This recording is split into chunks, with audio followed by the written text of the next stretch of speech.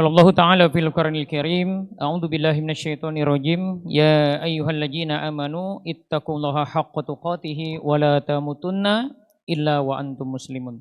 Shadaqallahul azim. Alhamdulillah, bersyukur kita kepada Allah. Di kesempatan siang hari ini Allah izinkan kita kembali bisa melaksanakan kewajiban kita, ya, salah satunya adalah bisa salat zuhur secara berjamaah, ya. Semoga Allah menerima semua amal ibadah kita hari ini dan semoga Allah memberkahi kegiatan kita hari ini, ya, termasuk kajian ba'da zuhur ini. Semoga apa yang kita pelajari hari ini Allah mudahkan untuk kita pahami dan kita amalkan. Amin ya rabbal alamin. Jamaah rahimakumullah. Tema bahasan kita hari ini adalah tentang bagaimana kita memperbaiki paradigma kita agar hidup lebih bermakna. Bulan lalu saya sudah menyampaikan materi tentang bagaimana agar hidup lebih bermakna. Dan insya Allah bahasan kita melanjutkan yang lalu. Hanya saja ini lebih dalam kita membahasnya, yaitu tentang sumbernya. Sumber bagaimana hidup ini bermakna, yaitu hati kita. Jadi bagaimana kita memperbaiki hati kita, yaitu dengan memperbaiki paradigma kita, pemahaman kita, cara pandang kita. Maka insya Allah hidup itu akan berubah, lebih bermakna, lebih mudah kita mensyukuri kehidupan ini ketika kita memiliki paradigma yang benar. Jamaah rahimakumullah, pernahkah kita merasakan gini, sudah rajin ibadah tetapi hati masih gelisah, ya, masih mudah keruh dengan sebuah peristiwa, gitu. Atau sudah kerja keras kita dalam karir kita tetapi hidup terasa stagnan, gitu. Atau sudah sering ikut kajian, ya, setiap hari ikut kajian tapi kita merasa belum ada perubahan yang nyata dalam kehidupan kita. Nah, bisa jadi semua itu yang perlu kita perbaiki, ya, bukan keadaan hidup kita, tetapi bagaimana cara kita memandang kehidupan itu. Dan ini terkait tentang paradigma, gitu. Nanti juga kita akan belajar bahwa cara pandang dengan paradigma itu adalah sesuatu yang berbeda, gitu. Jadi perubahan besar dalam diri kita itu dimulai dari apa? Dari cara kita memandang kehidupan ini, ya, dari paradigma dalam diri kita. Jamaah rahimakumullah, ya. Kenapa ada orang yang hidupnya berat, ujiannya berat, ya, tetapi hatinya tenang? Kita bisa lihat dari wajahnya, gitu. Tetapi sebaliknya, ada orang yang hidupnya cukup, ya, sejadi jabatannya sudah tinggi, tetapi jiwanya selalu gelisah, ya, hatinya mudah keruh. Kenapa bisa kualitas hidupnya berbeda? Ini kan yang harus menjadi concern kita, gitu. Ya, jawabannya adalah karena kondisi hatinya, dan ini terkait tentang paradigmanya dalam, ya, memandang kehidupan ini.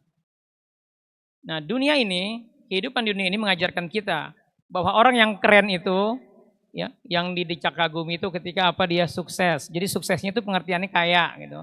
Punya kontrakan banyak, tabungan banyak, ya, jabatannya tinggi. Bahagia itu ketika nyaman hidupnya, ya. Bisa flexing, bisa jalan-jalan, gitu. Terus yang dikatakan berhasil itu ketika dipuji, followernya banyak, jabatannya tinggi, atau banyak dapat validasi dari manusia bahwa dia adalah orang yang patut didecak kagumi, gitu. Tetapi Islam, ya, datang membawa paradigma yang berbeda. Jadi Islam tidak menjanjikan hidup tanpa ujian. Islam menjanjikan makna di balik ujian itu. Coba nih yang sudah senior, ya. Coba atau kita perhatikan seorang kakek atau nenek, apa yang paling berkesan semangat dia menceritakan kehidupannya, masa lalunya. Apakah ketika dia jalan-jalan gitu setiap tahun, atau ketika dulu hidupnya susah? Pasti kebanyakan yang diceritain adalah kesusahan hidupnya. Kenapa begitu bahagia dia menceritakannya semangat? Karena itu bermakna bagi kita. Nah, kita seringkali merasa bahwa ujian yang kita hadapi hari ini, kenapa hidup saya begini? Apalagi kalau Bapak Ibu modelnya suka banding-bandingin dengan capaian rekan kerja, capaian tetangga, capaian dunianya. Nah, ini merasa jadi seolah-olah hidup ini sempit. Akhirnya kita karena fokusnya hanya sekedar dunia, merasa capek menjalani kehidupan ini. Padahal nikmat Allah begitu banyak dalam diri kita, itu nggak bisa kita syukuri, gitu. Dan kita akhirnya masuk dalam perangkap iblis. Iblis itu satu kata Allah, target dia akan pakai cara yang semua strategi dipakai, dan ini konsen, ya, bahkan mendapat apresiasi pasukannya ketika dia bisa apa? Wala tajidu aktsarum syakirin. bisa bikin orang itu tidak bersyukur terhadap kehidupannya. Dan ini yang terjadi di zaman sekarang. Karena persepsinya, standarnya salah, pemahamannya, paradigmanya salah, akhirnya apa? Kita menganggap hidup kita ini enggak baik-baik saja. Ya, kalah keren dengan yang lain. Dengan kondisi itu akhirnya kita apa? Merasa kurang terus. Nah, inilah yang akan kita bahas hari ini. Baik ya, kita mulai. Ya, apa sih paradigma itu?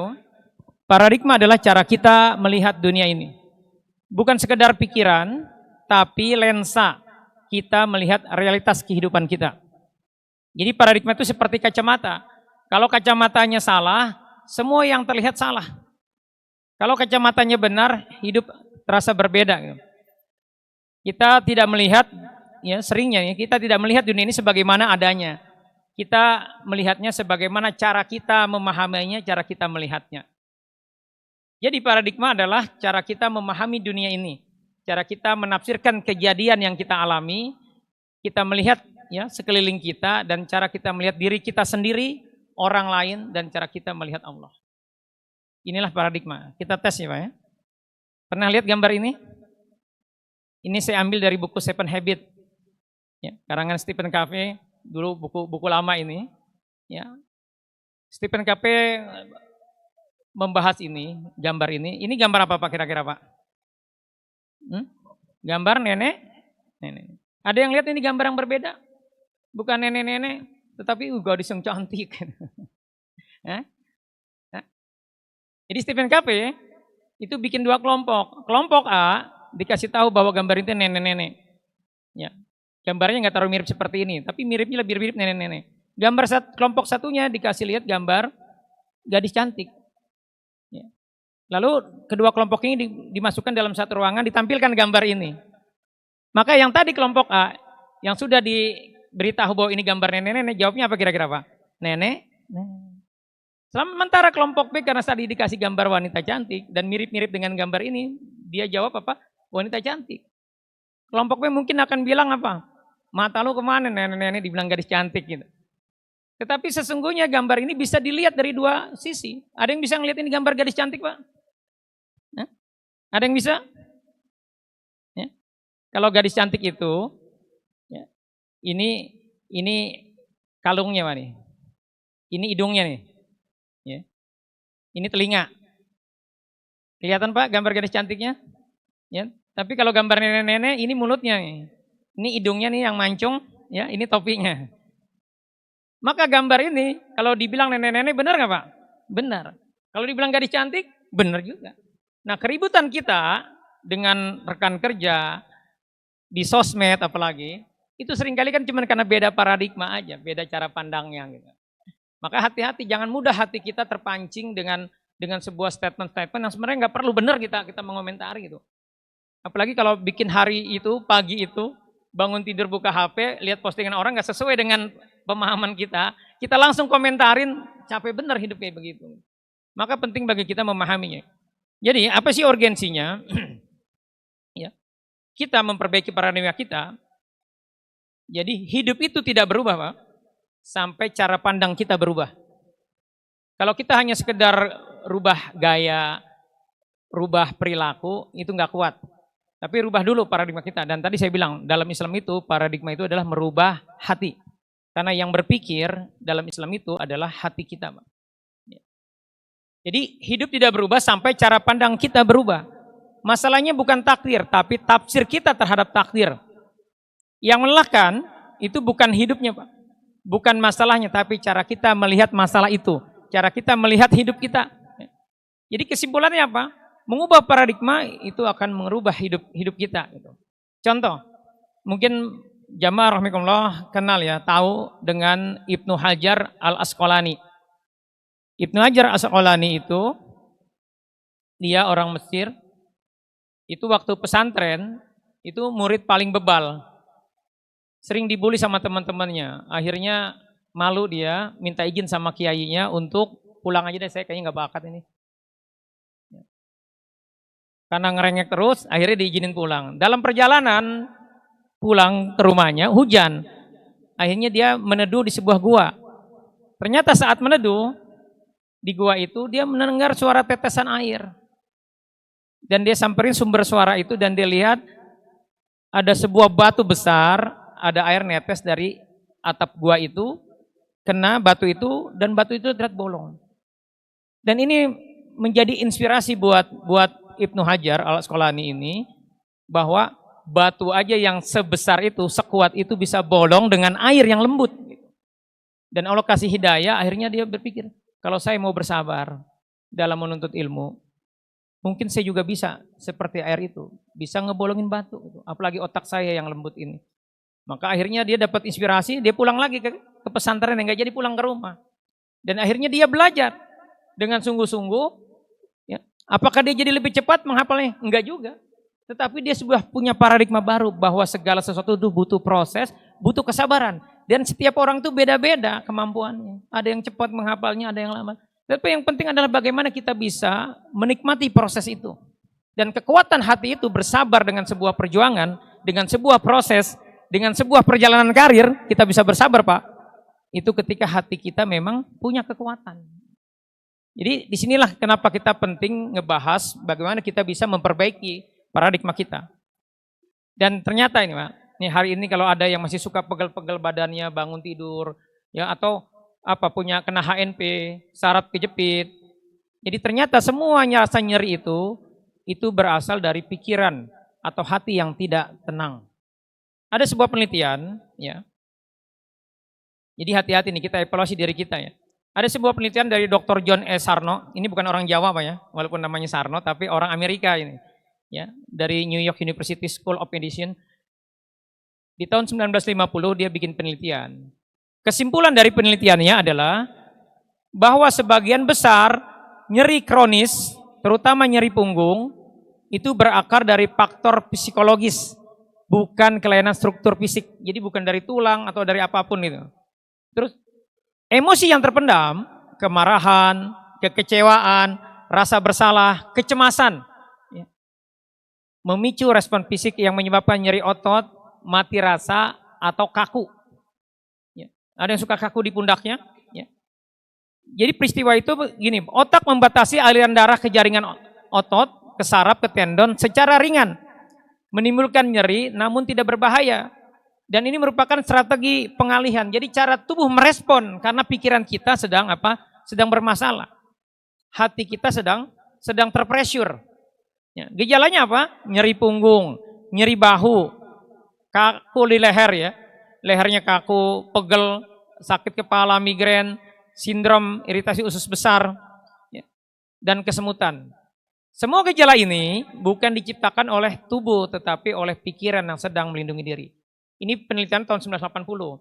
Waktu itu banyak dibully dia dengan penelitian ini. Tapi tahun 1980, 30 tahun kemudian akhirnya diakui karena Stanford University juga melakukan penelitian yang sama dan jawabannya mirip dengan penelitian Dr. John S. Sarno ini. Jadi evaluasi nih, jangan-jangan selama ini rasa nyeri di punggung, leher suka kaku, kita suka nyalahin bantal, salah bantal katanya, ya. Itu sebenarnya terjadi jangan-jangan karena pikiran kita yang lagi nggak tenang. Jadi kita evaluasi ya. Nah, paradigma itu beda dengan cara pandang. Di mana perbedaannya? Cara pandang adalah cara kita melihat sesuatu kejadian, ya, suatu kejadian saat ini. Jadi lebih spesifik, lebih situasional dan bisa cepat berubah. Contoh, ketika kita gagal kerja, ini musibah. Atau ini pelajaran. Ya, jadi bagaimana kita memandangnya gitu. Sementara paradigma adalah keyakinan dalam diri yang membentuk cara pandang. Jadi lebih dalam, lebih permanen dan merupakan akar dari cara pandang. Contoh, ketika kita menganggap uang itu adalah sebuah kesuksesan, maka akan sedih terus kita ketika kita ya tanggal tua, ya uangnya sudah saldo sudah nggak ada gitu. Atau kita menganggap ya sudah meyakini bahwa hidup itu adalah ibadah, maka semua proses itu kita niatkan karena Allah. Jadi paradigma ibaratnya kacamata, sementara cara pandang apa yang kita lihat lewat kacamata itu. Bisa dipahami ya, cara perbedaannya, cara pandang dengan paradigma. Jadi jika kacamatanya salah, semua yang kita lihat akan ikut salah. Bedanya apa dengan positive thinking? Ini kan kalau di barat pakai istilah positive thinking ya. Positive thinking itu hanya sebuah proses ya yang apa ya, bahwa kita berpikir semua akan baik-baik saja. Jadi bukan dari sebuah pemahaman yang sejati. Sementara memperbaiki paradigma ini, kita mengevaluasi apa sebenarnya yang terjadi. Apa yang saya bisa lakukan, apa maknanya. Jadi lebih jujur, ya lebih sadar kita ya, dan lebih dalam. Dan ini sekali lagi terkait tentang pemahaman kita. Yang jadi masalah, kenapa saya angkat tema ini, kita sudah sering kali ikut kajian, tetapi paradigma kita tidak pernah dirubah, maka kajian itu akan B aja. Bertahun-tahun ikut kajian, tidak ada perubahannya. Apa tandanya Pak, suksesnya sebuah pengajian? Imannya bertambah. Apa tanda iman bertambah Pak? Akhlaknya jadi lebih baik, lebih sabar. Yang tadi kata istri kita pemarah, ibu-ibu yang katanya tadi cerewet, apalagi tanggal tua, berubah setelah ikut pengajian. Ya. Tapi kalau itu tidak berubah dan kita menganggap ini adalah bawaan settingan pabrik, bawaan orok, nah ini yang jadi masalah gitu. Rubah dulu paradigma kita, insya Allah akan berubah. Nah paradigma dalam perspektif Islam adalah keyakinan dalam hati. Jadi ini terkait akidah dan iman, ya. Pemahaman kita terhadap tujuan hidup, siapa Allah dan makna dunia ini. Bulan lalu sudah saya jelaskan apa tujuan kita diciptakan Allah. Wama khalaqtul jinna wal insa illa liya'budun. Tidak diciptakan kita oleh Allah jin dan manusia itu kecuali, dan Allah pakai kata ilah, kecuali ibadah. Jadi hanya untuk ibadah, untuk ngabdi. Dan kita harus jujur, kita ini hidup bukan kemauan kita, tapi atas amanat Allah. Allah yang mau kita hidup dan kita diminta menjalani tugas ngabdi sama Allah. Berperan, berkontribusi terhadap kehidupan ini. Tetapi gara-gara paradigmanya salah, pemahamannya salah, niatan aktivitasnya jadi salah. Hanya sebatas dunia. Jadi terkait tentang paradigma, pusatnya adalah hati kita gitu. Dan paradigma ini membentuk cara pandang. Nah, cara pandang adalah cara kita menilai kejadian hidup. Ujian itu kalau paradigmanya cara pandang, karena paradigmanya benar, cara pandangnya akan benar. Menganggap ujian itu adalah rahmat atau beban. Bagi orang yang diuji sakit, kita paham karena kata Rasulullah, sakit itu menggugurkan dosa, maka dia bersabar. Apa tandanya dia sudah sabar? Dia ridho, dia tidak ngeluh lagi dengan penyakitnya. Terus rezeki itu cuma ada dua Pak, agna, kaya atau akna. Ya. Jadi ketika cara pandangnya benar, walaupun mungkin rezekinya kalah keren dibanding tetangganya, dia akan tetap ridho, tetap tenang. Ini contoh cara pandangnya. Para pandang orang-orang yang dunia sentris, hidup itu ketika sukses dunia, ketika karirnya bagus, rumahnya bagus, gitu. Ketika hartanya banyak. Terus cara pandangnya kalau sudah seperti itu, bahwa hidup itu harus sukses dunia, maka ketika gagal, hancur. Ketika tidak dapat ya, universitas ternama, dia merasa hidupnya sudah gagal gitu. Padahal kemarin kita sudah bahas, sekolah, kuliah itu alat, hanya sarana aja, bukan tujuan hidup kita sebenarnya. Tujuan kita sebenarnya nanti akhirat. Nah, paradigma orang yang beriman adalah paradigma akhirat sentris. Jadi paradigmanya ada berpikirnya selalu untuk tujuan akhirat, bahwa hidup itu adalah ibadah. Maka cara pandangnya jika gagal ini pelajaran, karena tidak ada yang kebetulan dalam hidup ini. Terus kalaupun kita kehilangan, luput dari apa yang sudah kita targetkan, itu bagian dari ujian. Kita tinggal evaluasi diri, memperbaikinya, dan semoga nanti hasilnya lebih baik lagi. Dan itulah yang harusnya ada dalam setiap orang Islam ya, seorang mukmin. Jadi perubahan sejati adalah perubahan hati atau perubahan paradigma, perubahan cara pandangnya, dan akhirnya berdampak kepada perubahan hidupnya. Kita lihat ya, ini ada quote-nya. Ungkapan para ulama ya. Contoh dari Imam Ibnu Qayyim Al-Jauziyah rahimahullah berkata, bukanlah musibah itu yang menghancurkan seorang hamba, tetapi cara kita menyikapi musibah itulah yang menghancurkannya. Jadi terkadang masalahnya sepele, tapi karena kita hatinya keruh, ya, banyak dosa yang belum kita istighfari, akhirnya masalah sepele aja jadi berat.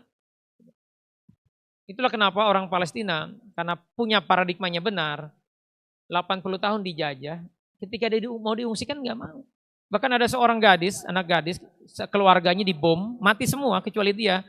Dia menangis bukan karena sedih keluarganya meninggal. Dia sedih kenapa dia nggak ikut mati. Kenapa dia sedih Pak? Artinya terhalang dia untuk mati syahid.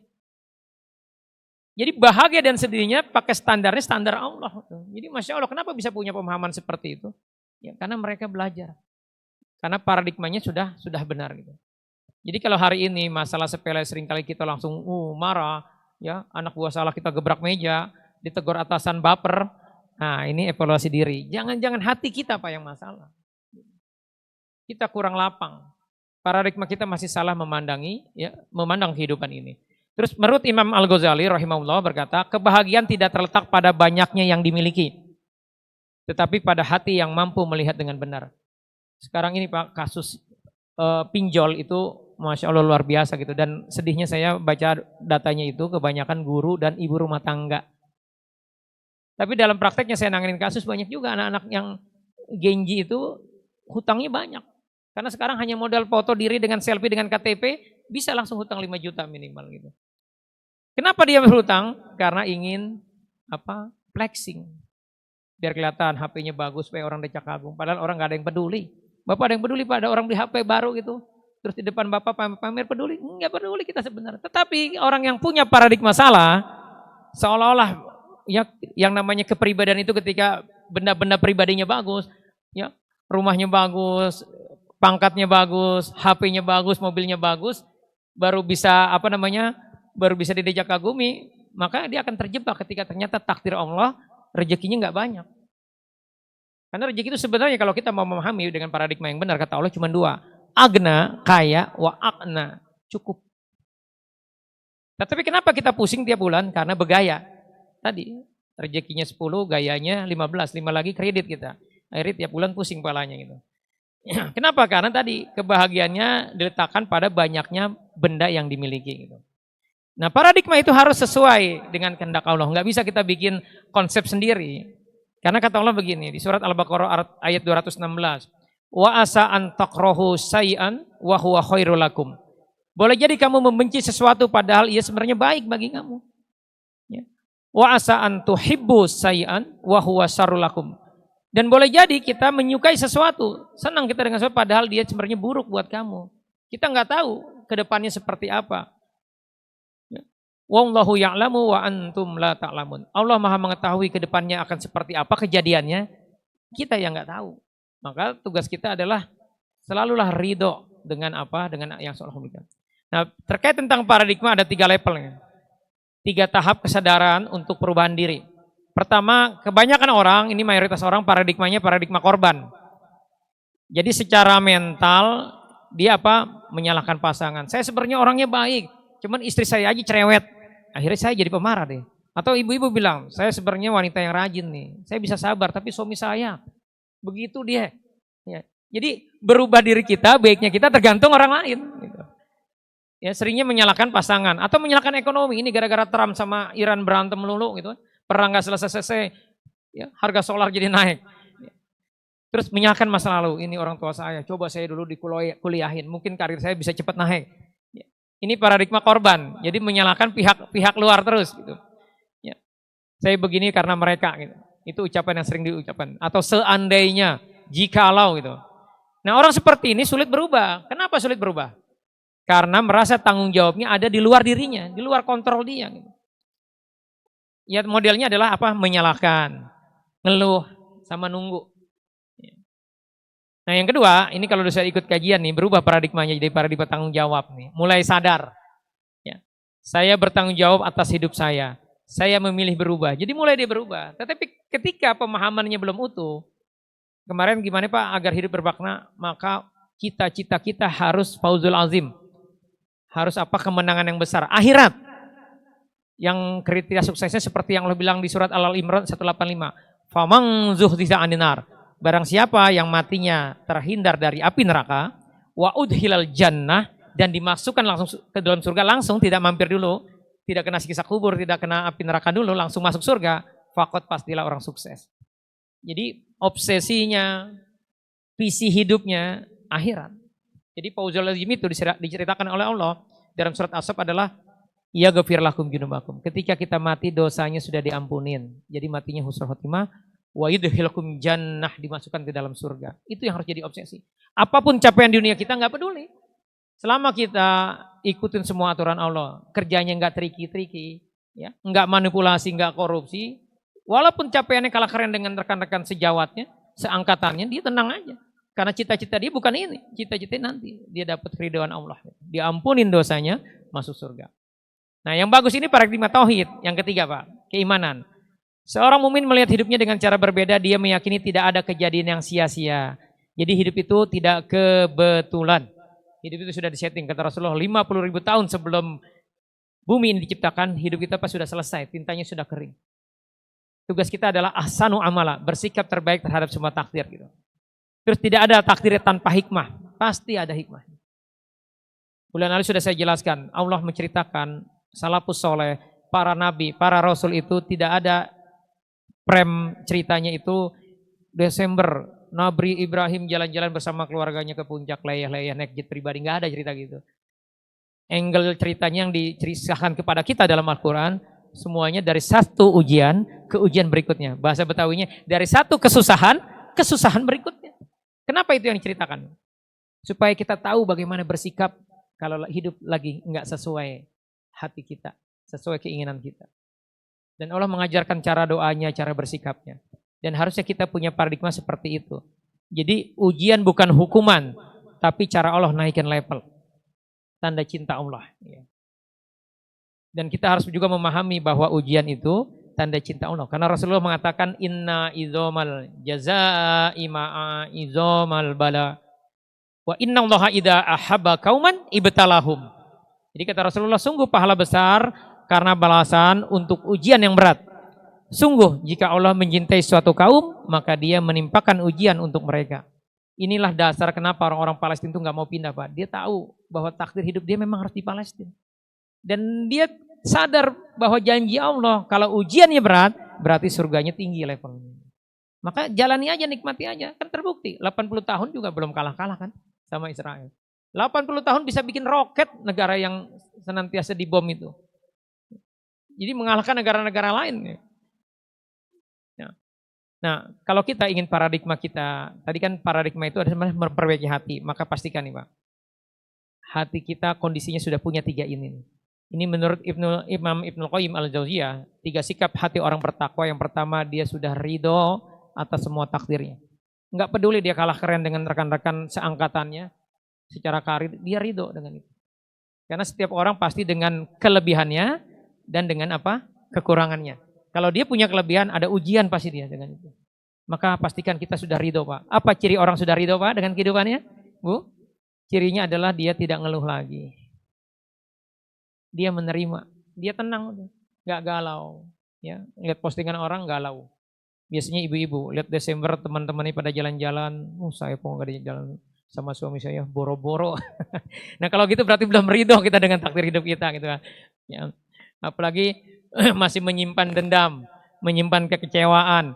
Ya, pokoknya saya 7 turunan dendam sama orang ini. Ya, atasannya sudah pensiun kita masih dendam. Nah, ini repot, ini berarti tanda kita belum ridho. Yang kedua, pastikan di hati kita ada rasa syukur atas semua nikmat yang Allah berikan. Apa tanda orang sudah bersyukur? Dia tidak lagi merasa kurang.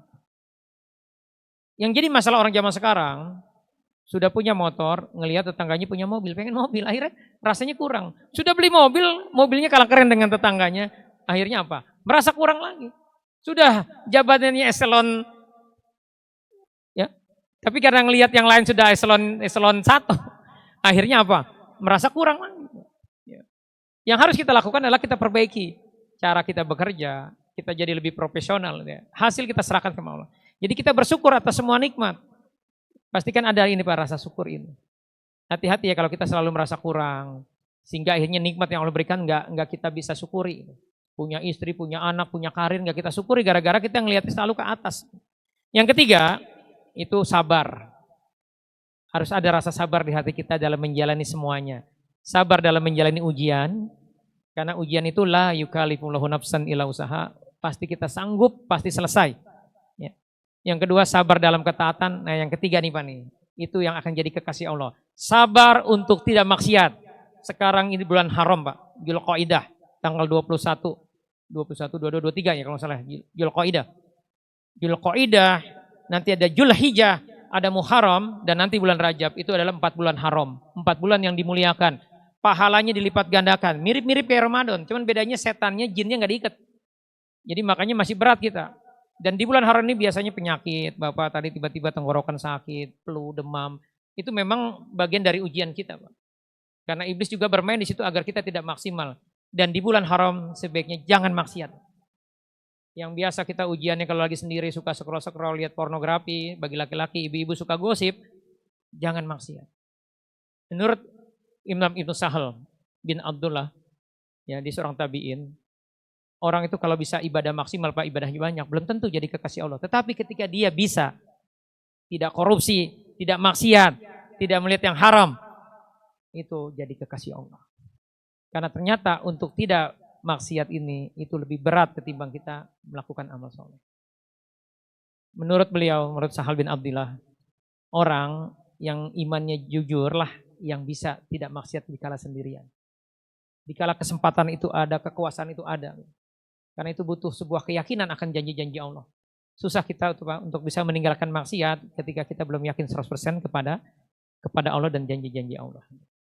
Ya. Jadi 3 sikap hati ini harus ada kalau kita ingin merubah paradigma kita.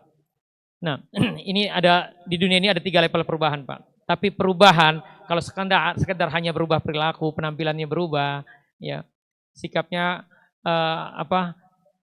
hanya sekedar sikap, tapi paradigmanya belum berubah, itu susah. Karena itu pastikan kita paham dulu paradigma salah yang sering terjadi di orang-orang zaman sekarang. Yang pertama, orang zaman sekarang itu, ini paradigma yang salah, Pak, ya. Dunia sebagai tujuan. Jadi hidupnya orientasinya hanya bagaimana uangnya banyak, jabatannya tinggi, terus nyaman gitu. Apa dampaknya, Pak? Ketika ternyata takdir Allah tidak sesuai dengan harapan kita, stres kita.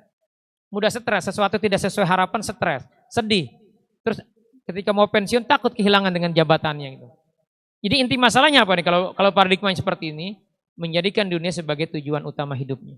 Jadi hidupnya hanya sebatas dunia. Padahal pensiun, kulit keriput itu bukan akhir kehidupan. Akhir kehidupan nanti ketika selesai masa hisab kita, Pak. Kita ditentukan neraka atau surga. Itulah akhir kehidupan kita sebenarnya. Yang kedua, kesalahan paradigma orang zaman sekarang adalah merasa punya kontrol total. Muntang-muntang atasan merasa dia punya kontrol terhadap semuanya. Padahal tidak semuanya itu sesuai rencana. Karena bukan kita pengontrol hidup ini. Hidup ini ada yang bisa kita kontrol, ada yang nggak bisa kita kontrol. Permasalahan orang sekarang merasa semua harus berjalan sesuai kehendak kita. Padahal hidup ini Allah yang kontrol. Maka kalimat begini, we are what we think. Aku berdasarkan apa yang aku pikirkan. Kalau aku yakin bisa, pasti bisa. Nah, ini adalah sebuah pemikiran batil. Kita itu tergantung Allah mau. Jadi kehebatan Bapak hari ini, karirnya bagus, sudah eselon, masih muda. Itu bukan karena Bapak hebat, tapi karena itu adalah ujian. Nikmat dari Allah dan itu juga sekaligus ujian. Bisa gak itu terkonversi dengan pahala di akhirat? Itu yang harus jadi concern kita. Karena faktanya, ya, kalaupun ada orang bilang, oh saya motivator nomor 1 di dunia, yang ikut pelatihan saya pada jadi kaya. Berapa persen yang bisa dibikin kaya? Ya. Karena kalau Allah tidak menakdirkan gak bakal bisa. Maka orientasinya bukan sekedar kaya, tetapi orientasinya adalah bagaimana itu menjadi kebermanfaatan harusnya gitu. Nah dampaknya apa? Kalau semua harus sesuai rencana, dampaknya sedih. Sebagaimana Rasulullah ditegur oleh Allah ketika dia sedih, 10 tahun dakwah di Mekah, pengikutnya sedikit, kebanyakan orang budak, bukan konglomeratnya, bukan kafir Quraisy yang konglomerat yang jadi pengikutnya. Sedih. Akhirnya diingatkan Allah, disuruh bersabar. Jangan sampai seperti orang yang dimasukkan ke dalam perutkan paus, kata Allah. Siapa Pak orang yang dimasukkan dalam perutkan paus? Nabi Yunus. Nabi Yunus kata Allah, iddahaba mughadiban. Dan ingatlah ya terhadap wazanuni iddahaba mughadiban. Junun, jadi Allah tidak menyebut Nabi Yunus yang dia kecewa dengan apa? Dengan dakwahnya. Dakwah itu kebaikan, tapi Nabi Yunus kecewa. Allah menganggapnya kurang sabar. Nabi Yunus mirip pindah komplek, pindah perusahaan, ya. Kenapa? Karena tetangganya nggak mau diajak ngaji, diajak masuk Islam. Yang begini menurut logika kita benar kan Pak? Tapi kata Allah nggak boleh begitu. Dan Rasulullah ketika dia sedih terhadap capaian dakwahnya, hasil itu padahal hak prerogatif Allah, dan Nabi Rasulullah sedih, dikomplain. Padahal sedih Pak, bukan kecewa ini. Lalu dicontohkan kisah Nabi Yunus. yang kecewa dengan capaiannya, dengan hasilnya. Gitu. Ya, bisa dipahami Pak ya? Jadi hidup itu kita nggak punya kontrol total. Maka kita mudahkan segala sesuatu dengan doa. Gitu. Yang ketiga, paradigma yang salah adalah menilai dari kejadian. Kalau enak berarti baik, kalau susah ditegur atasan berarti buruk nih, lagi sial gue nih katanya. Ya. Dampaknya apa? Akhirnya nggak pernah tenang hidup. Jadi masalahnya apa? Menilai baik buruk berdasarkan kenyamanan. Allah menegur orang-orang kafir Quraisy itu nyombong kepada Rasulullah, kepada Nabi Muhammad SAW. Karena Rasulullah setelah jadi nabi, istrinya tadinya konglomerat, Pak Siti Khadijah, jadi miskin. Punya anak pada meninggal Rasulullah. Bagi orang Arab Pak, nggak punya anak itu aib. Maka akhirnya mereka ngucapin begini. Fa'ammal insanu idza mabtalahu rabbuhu fa'akramahu wa na'amahu fayaqulu rabbi akraman. Adapun manusia apabila Tuhannya mengujinya lalu dia dimuliakan. Jadi ujiannya punya anak, punya istri, kaya, maka dia bilang Allah telah memuliakanku, Tuhan telah memuliakanku. Tapi sebaliknya, wa amma idza mabtalahu faqadara alaihi rizqahu fayaqulu rabbi ahanan. Kalau sebaliknya enggak punya anak, ya karirnya kalah keren, miskin, Allah menghinakan. Kata Allah enggak begitu. Jadi dibantah oleh Allah paradigma itu. Pendapat itu salah. Jadi Bapak enggak usah merasa hina, makanya Allah bilang wala tahinu, jangan merasa hina, jangan minder maksudnya. Wala tahzanu, jangan sedih. Antumul a'launa, kita itu orang yang tinggi derajatnya kata Allah in kuntum mu'minin. Kalau kita menyembah Allah Pak, grade kita itu tinggi. Orang yang berkualitas, orang yang mulia. Tetapi karena kita nggak yakin, lebih percaya kepada dukun, ya, lebih takut kepada atasan, kita downgrade kualitas diri kita. Itu yang bikin hidup kita jadi masalah. Maka hati-hati, evaluasi nih. Sebentar lagi kita masuk 10 hari terbaik, Pak. 1 sampai 10 Zulhijjah itu 10 terbaik sepanjang tahun. Dan di situ ada ritual kurban dan kita tahu ritual ini mengajarkan kepada kita evaluasilah kecintaan kita, keikhlasan kita kepada Allah. Karena jangan-jangan penggerak ibadah kita selama ini adalah nafsu kita. Kita semangat bekerja, harapannya hanya sebatas dunia, hanya pulus. Dan Allah nggak mau itu karena kita diciptakan untuk ibadah, bukan untuk kaya. Tetapi ini jangan diartikan kita jadi malas ya. Tetap kita harus maksimal karena ahsanu amal itu harus maksimal dalam semua fase kehidupan kita dimanapun kita berada. Kita harus maksimal dan orang beriman itu harus menjadi teladan. Nah, itu tadi kesalahan berpikirnya ada 3 ya. Nah, paradigma Islaminya seperti apa? Jadikan dunia itu adalah sarana bukan tujuan. Jadi hidup ini harus dipahami untuk ibadah. Terus harus ikhtiar pestawakal. Kita maksimalkan ikhtiar, jangan males. Hasil kita serahkan kepada Allah, jangan kecewa. Dan kita harus paham semua takdir adalah baik walaupun pahit. Bagaimana prinsipnya ini? Bedakan, kita harus bisa bedakan mana yang benar-benar tujuan hidup dan mana yang hanya sarana. Kuliah itu sarana. Kerja itu tujuan apa sarana Pak? Sarana. Bukan tujuan akhir kerja kita ini. Ya. Terus pastikan kita paham ada yang dalam kendali dan di luar kendali. Jadi fokuslah sama yang bisa kita kendalikan. Usaha kita, sikap kita. Ya. Jadi jangan pernah kita bilang begini, saya sebenarnya karyawan yang baik, tapi atasan saya aja yang gak profesional. Gitu. Atasan disalahin. Gitu. Ya. Atau pasangan kita yang kita salahkan. Gitu. Terus yang ketiga, reaksi pasif atau aktif. Jadi kita bisa milih, pastikan kita aktif, mengambil tindakan untuk beradaptasi terhadap semua ujian. Contoh kalau kita mau berangkat kerja hujan, boleh gak kita nunggu ujian berhenti? Boleh aja. Tapi kan ada konsekuensinya kita telat. Orang yang proaktif dia akan pakai payung.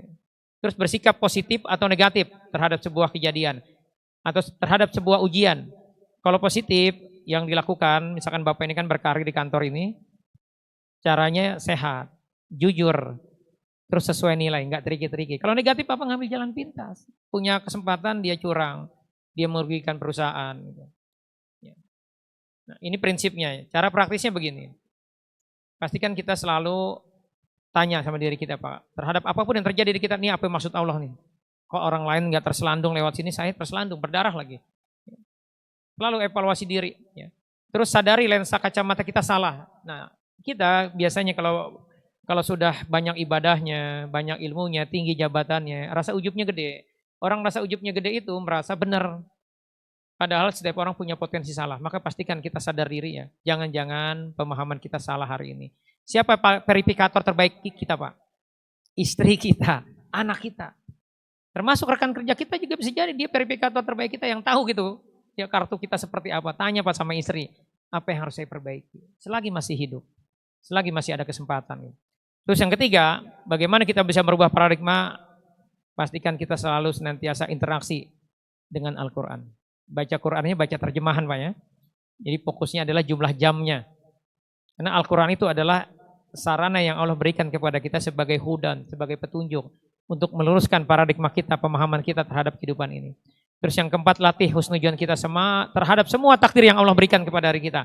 Karena semua takdir pasti ada hikmahnya, ada makna di situ, dan pasti yang terbaik.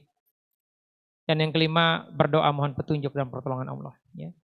Ada 3 doa yang biasa Rasulullah panjatkan Pak. Pertama, kita minta agar semua urusan kita diperbaiki. Ya Hayyu Ya Qayyum. Birahmatika astaghis aslihi sya'ni kullahu wa la takilni illa nafsi tarfata'in. Jadi kita minta kepada Allah ya, agar Allah memberikan rahmat kepada kita, memberkahi semua usaha kita dan diperbaiki. Yang kedua, Rabbana la tuzigh qulubana ba'da idh hadaitana wa hab lana min ladunka rahmah innaka antal wahhab. Jadi jangan sampai kita kena propaganda, kena subhat dan zaigun. Lihat postingan orang jadi kesel lagi sama suami. Lihat udah kerja baik-baik, dikritisi langsung, udah kalau gitu saya nggak mau bagus lagi, nggak mau aktif lagi. Idenya nggak diterima sama DKM, nggak mau ngaji lagi, nggak mau aktif lagi di masjid. Nih hati-hati. Maka supaya kita nggak mudi seperti itu, ya kadang soleh, kadang enggak, udah benar-benar rajin ikut kajian, sholatnya berjamaah. Gara-gara pendapat orang berubah. Nah supaya kita tetap istiqomah, maka sering-sering baca doa ini. Rabbana la tuzigh qulubana ba'da idh hadaitana wa hab lana min ladunka rahmah innaka antal wahhab. Dan yang terakhir, ya Rasulullah senantiasa baca doa sapu jagat, minta hasanah fid dunya, kebaikan di dunia dan kebaikan di akhirat. Apa kebaikan di akhirat Pak? Terhindar dari api neraka, bisa langsung masuk surga. Rabbana atina fid dunya hasanah wa fil akhirati hasanah wa qina adzabannar. Jadi mudahkan urusan kita Pak, dan kita harus sadar diri kita banyak kekurangannya. Bagaimana kita bisa matinya husnul khotimah, senantiasa bisa istiqomah adalah dengan kita senantiasa berdoa. Kalau hari ini ada 5 kegiatan kita, 5-5-nya sebelum atau sesudah sholat subuh kita berdoa. Maka apapun hasilnya, kalau kita sudah berdoa Pak, minta keberkahan dari setiap aktivitas kita, termasuk saat bekerja ini, maka apapun hasilnya pasti berkah. Kenapa? Karena sudah berdoa. Baik, ulama jawab, ya, mungkin ini yang bisa saya sampaikan. Semoga Allah mudahkan kita untuk bisa menyadari, memperbaiki kondisi hati kita, dengan memperbaiki paradigma kita, pemahaman kita. Dan semoga Allah matikan kita dalam kondisi husnul khotimah. Lebih kurang saya mohon maaf. Kita tutup dengan doa kafaratul majelis. Subhanakallahumma wa bihamdika asyhadu alla ilaha illa anta astaghfiruka wa atubu ilaik. Billahi taufiq wal hidayah. Assalamualaikum warahmatullahi wabarakatuh.